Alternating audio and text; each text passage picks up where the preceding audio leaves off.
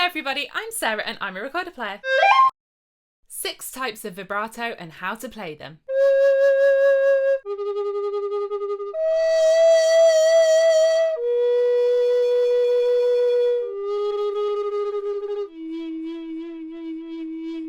First, what is a vibrato? The definition is often given as an oscillation of pitch, setting it apart from the tremolo, which is an oscillation of volume. However, with the recorder and other wind instruments, we know that pitch and volume are inextricably linked. Blow more on the recorder and you go higher. So some of my vibrati today will be a bit more pitchy, others a bit more volumey, and the way it's done between various instruments and various styles of music can really differ. Let's get started. Number 1, bing, diaphragm vibrato.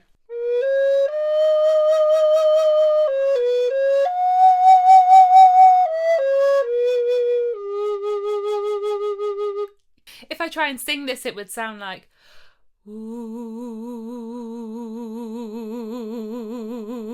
This is the most common style of vibrato today. It's what we hear singers do, wind instruments. On the recorder, we do this by making little pushes of air.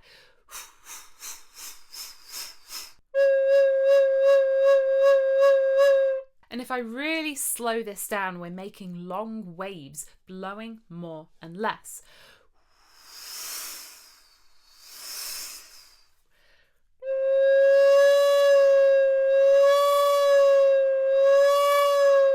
As you can hear, this not only changes the pitch, but the volume too. So, look, the most important question is where and why do we use vibrato? It is an ornament. It's to embellish our music and to make it more beautiful. I'm going to start by saying, feel free to use all of these types of vibrato where you want. If you're at home and you find a particular vibrato beautiful in your music, by all means, please do it. But if you want to make your music sound more in a particular style, it can be really useful to observe what kind of vibrato will be used and to apply that. So with the diaphragm vibrato, big generalization, we tend to say that modern wind players use more of a constant vibrato.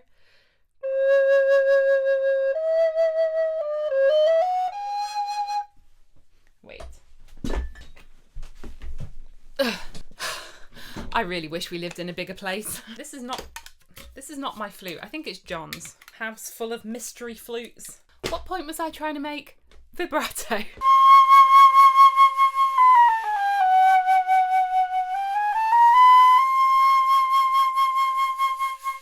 In classical music performed today, I tend to hear our wind players using more vibrato as a basis in their tone. In Baroque music, it's used more as an embellishment, an ornament, an extra spice to make our music taste nicer. I really hate taste analogies in music. Oh God, can I rephrase that?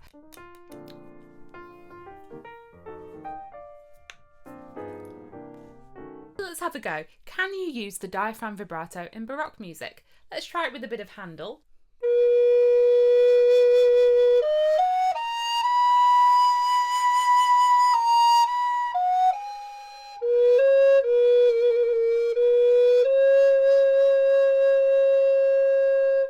Compare this with a more constant vibrato that we would have heard people maybe in the 1970s playing.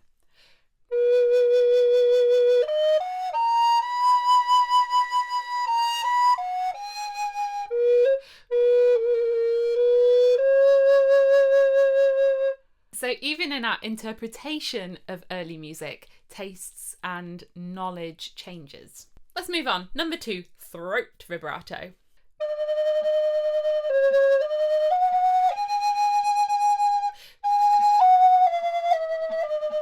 So what I'm doing here is like a... I guess I could classify this more as a tremolo since I'm starting and stopping the note with my throat. It's a fluctuation of volume. I mainly bring this up in order to show my students what they should not be doing. If you really go with your throat, that's going to introduce a lot of tension, and that's not the beautiful vibrato we're after. However, okay, if you're a singing teacher watching this, please help me out here.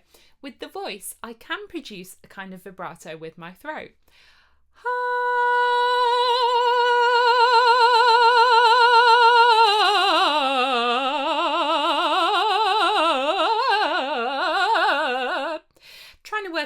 happening here. It's not my diaphragm, it's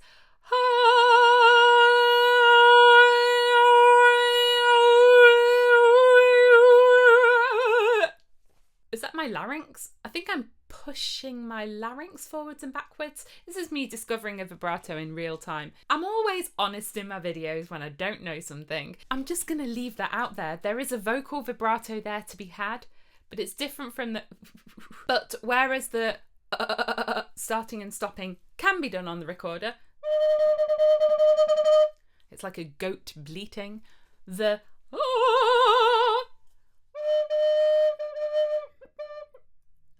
doesn't really translate. And that makes sense. A lot of these vibrato types imitate each other.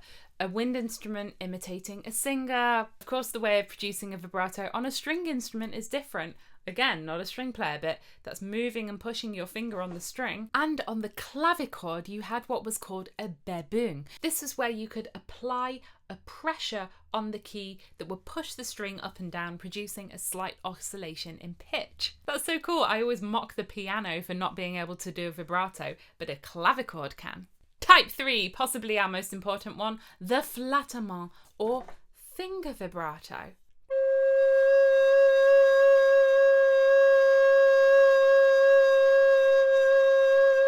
This is a staple of Baroque music. It was written about in historical treatises, and it's really nice to add to your collection. Let's ask Quantz. He says in the chapter how to play the adagio, the slow movements. If you must hold a long note for either a whole or a half bar, which the Italians call messa di voce, he says first articulate it, begin soft, grow louder and diminuendo again, making a vibrato with the finger on the nearest hole. Louder and softer with the vibrato. Let's give it a go.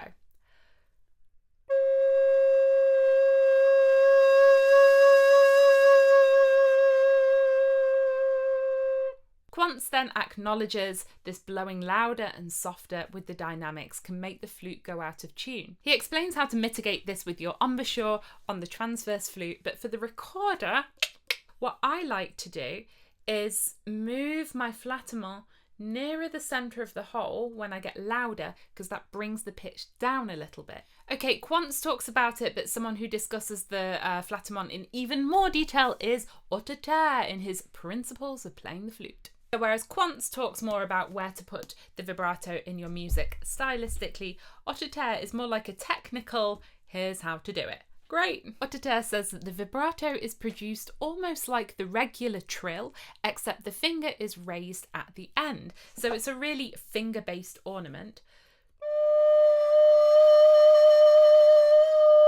Hotteterre really goes note by note, advising you which finger to do your flattement with, and he gives you a choice.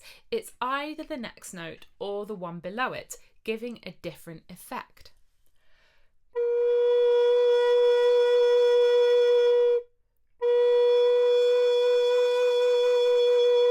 Further away the hole, the subtler your flattement.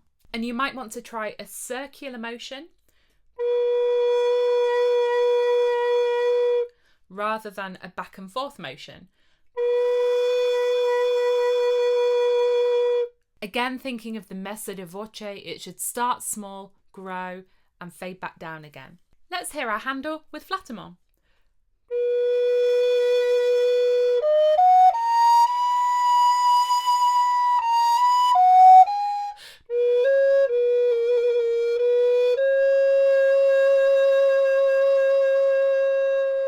Here's the thing, flattement is not usually indicated in the music, except for where a teacher composer has written pieces to instruct their students. For example, in this suite in D minor by Marin Marais, this edition is by Alphonse Leduc, they do give a wiggly line flattement symbol at various points in the music. And we are approximating all of this over from a stringed instrument. Interesting, this editor has assigned flattement, wide breath vibrato, and a swelling of the tone.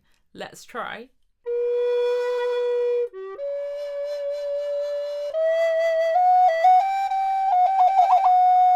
But it can be done in many different ways. If you just want to use the flattement and build that throughout the phrase, that's fine too.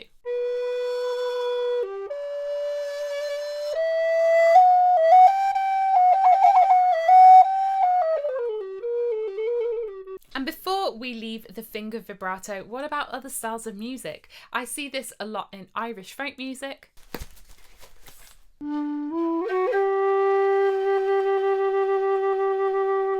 I often hear musicians ending a phrase on a long note with a flattement, but fully covering the whole. It's like a colour trill. And now for something completely different. For labium vibrato.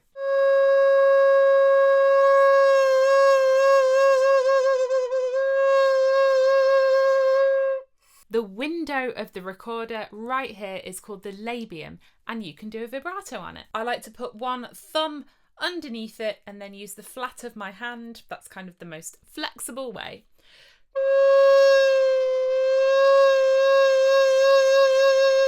And this is really a vibrato, it's an oscillation of pitch.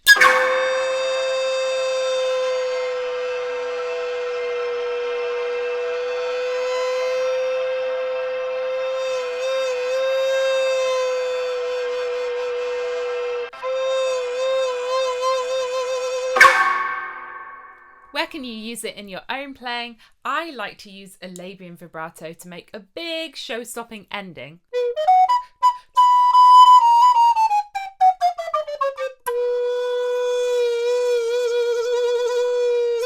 Anywhere where you can play with one hand, you can do a labium vibrato. 5. Tongue.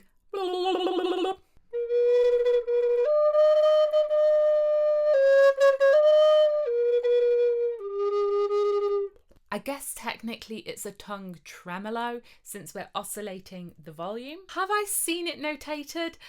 Only very rarely. It's not used often, but for the sake of completeness, I wanted to mention it. If you use tongue vibrato in your own music and you think I should know about it, please let me know. Number 6, my final vibrato of the day is the shake vibrato. Shaking your instrument produces... Try it for yourself. Cover all of the holes and gently use the right hand, the bottom hand, to move the recorder back and forth. You have to be careful to keep your fingers on the holes because it can quite easily squeak.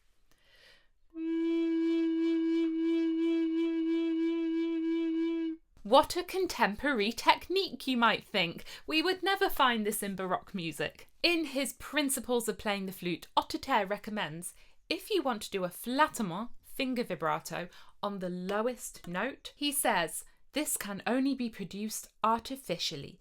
As no finger can be used to produce this ornament, the lower hand shakes the flute in an effort to imitate the ordinary vibrato. Our number 6 shake vibrato is actually from the 18th century. And here's the thing, these techniques have always existed. Whilst people have had tongues and hands and diaphragms, of course they would have tried these sounds out. And a lot of early music we just don't know. Maybe people 38,000 years ago were playing all of their music with a tongue vibrato. We simply don't know. What's the point I'm trying to make here? Well, some techniques fit into a musical language.